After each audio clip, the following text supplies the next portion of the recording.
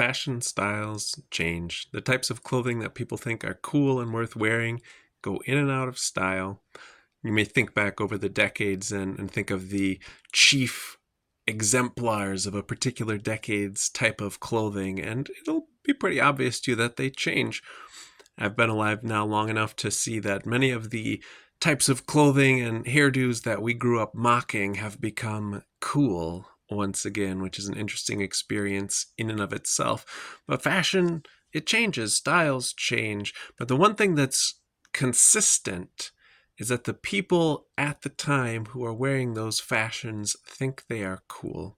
They think they are right then, but put them in a different decade and they just look ridiculous.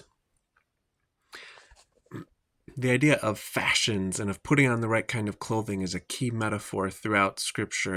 And one place it's used to great effect is in 1 Peter.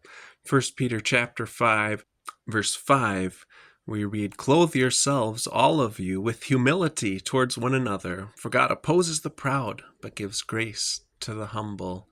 The picture there of putting on humility like clothes. And there are some clothes that just don't fit well and they look kind of silly on you and you don't think it's your style yet, but put it on enough and it'll start to feel good and it'll wear in and it'll become nice, it'll become normal. And that's really what we're encouraged to do here, is put on humility as our clothing so often that humility becomes our style.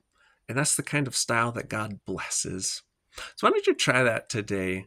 In fact, right now, take a couple minutes to stop and pray and ask that God would bring you an opportunity to show love and be a blessing to someone else. See, that's really being humble, stopping and thinking and praying that God would lead us towards blessing others is really the heart of humility. So go ahead and give that a try.